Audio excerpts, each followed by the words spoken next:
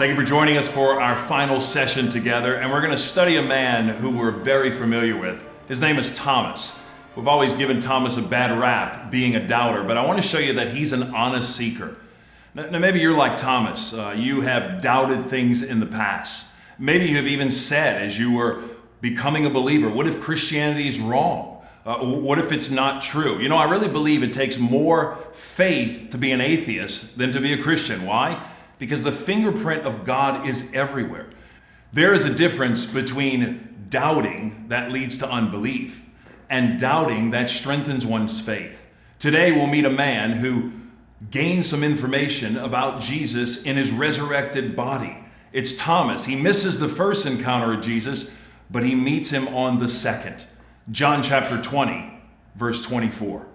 Now Thomas, one of the 12, called the twin, was not with them when Jesus came. So the other disciples told him, "We have seen the Lord." But he said to them, "Unless I see in his hands the mark of the nails, and place my finger into the mark of the nails, and place my hand into his side, I will never believe." After Jesus endured the agony of the cross, he was placed in a tomb supplied by Joseph of Arimathea. On the first day of the week, on Sunday, which was the third day, Mary Magdalene arrived at the tomb, and she doesn't see him. Neither does Peter and John. They run in and stoop down and realize Jesus is gone.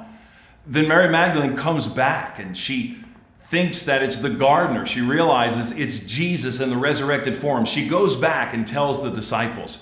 Next, Jesus' second appearance is to the two on the road to Emmaus. Now, I believe the two on the road to Emmaus is a couple. I think it's a husband and a wife, and Jesus spends time with them, and as they're breaking the bread, they realize it's Jesus. Jesus' third appearance is to the disciples. In John chapter 20, verse 19, he appears to them in his resurrected form as they are locked in behind closed doors. And as he walks in, he realizes that all of them are there but Thomas. Apparently, Thomas wasn't there for a certain reason. But you have to admit, if you weren't there and all your friends got to see Jesus in the resurrected body, you would feel left out too, right? And after hearing this, you would want to see more. For some reason, Thomas misses the meeting with Jesus. Well, you think about Thomas, you think about him being a doubter, but he actually is not a doubter. I think he's an honest seeker. And let me show you 3 reasons why. The first reason is this: Thomas was devoted to Jesus. We're first introduced to Thomas in John chapter 11 when he speaks up for the first time. Jesus is talking about how he's going to go back and raise Lazarus from the dead in Bethany. The disciples know what's about to happen to Jesus if he goes back to Bethany. The religious leaders are out to get him. They're out to kill him. All the disciples say, "We're not going to go," but it's Thomas who stands up. I want you to know this, not Peter, it's Thomas. When he says in John 11:16, "Let's go so that we may die with him." Now, that's pretty odd for a man who's doubting, a man who's scared. He's not going to be the first one to volunteer and offer up his life to die with Jesus. This looks like a man who loves Jesus. This looks like a man who's counted the cost, who knows what it's like to deny himself, pick up his cross, and follow Jesus. Secondly, we see that Thomas was a man who desired to learn about Jesus. It was on that final night in John chapter 14. We studied this already, but let me bring you back to there. Jesus says, "I'm going to leave to prepare a place for you, so that where I am, you can be also. But don't worry, I'm going to come back to get you." And Thomas says, "Lord, we don't know the way to where you are." It's Jesus who says, "I'm the way, I'm the truth, and I'm the life." It was Thomas who asked the question. This is a man who wants to know more. The rest of the disciples are dumbfounded. They don't speak up. Thomas is a simple man. He asks simple questions. He's an independent thinker, I think. He's a man who contemplates things. He's an inquirer. He wants to learn more. I'm thankful for people who ask honest, simple questions than for those who would rather not ask questions and remain in the dark. Finally, we see that Thomas is a man whose doubt leads to belief. As you can imagine, Thomas has experienced a roller coaster of emotions. His master, his rabbi, has been convicted of crimes he didn't commit. He went to a cross to die. He was condemned for things he didn't do. And then he was put into the grave. He rose from the dead. And then he comes back and visits the rest of his friends, and he's the only one not there. If you were Thomas, you would feel the same way. His life has been turned upside down. And now here he is, hearing this testimony that he missed out on. Thomas is brokenhearted. You have to agree. You would be too. He's not an unbelieving cynic here. Don't miss this. He's a distressed believer. He's unwilling to take others' information about Jesus. It's not that he's unwilling to believe. He's unable to believe. He's unable to believe because he wants more information. But remember, Thomas is not the only one who doubted. Peter actually doubted himself when he left the tomb. He wondered where Jesus was. Mary was confused and thought that Jesus was the gardener at first. She didn't know who he was. The disciples even doubted the testimony of Mary when she came back. And so Thomas is not the only one who doubts. Have you ever considered that Thomas's response, don't miss this, is actually a request? That he's a man who is longing for one final encounter with his rabbi Jesus.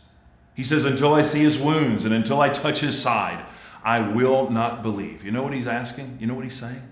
He's saying, I want to be with Jesus one more time. You know, we need more Christians who long to spend time with Jesus. We need more people who are not satisfied with superficial, shallow faith. We need people who want to know more about God. His skepticism should not be viewed as cynicism. God can use our skepticism to deepen our faith. Look at verse 26. 8 days later, his disciples were inside again, and Thomas was with them. Although the doors were locked, Jesus came and stood among them and said, "Peace be with you." Then he said to Thomas, "Put your finger here and see my hands, and put out your hand and place it in my side. Do not disbelieve, but believe." Thomas answered him, "My Lord and my God." Jesus said to him, "Have you believed because you have seen me? Blessed are those who have not seen and yet have believed." Thomas actually gets his wish. Jesus returns to meet him and says, "Shalom," peace. Thomas's eyes are fixated upon Jesus. All the other disciples are looking at these two. And I want you to notice what Jesus says. He says, "Thomas, in essence, I heard that you wanted to touch my side. I heard that you wanted to touch my wrist." And I believe Jesus shows that to Thomas. Thomas doesn't have to touch anything. I love the fact that the text doesn't say that Thomas has to touch Jesus. He simply makes this proclamation as to who Jesus is. Thomas is speechless for a moment. His heart is pounding.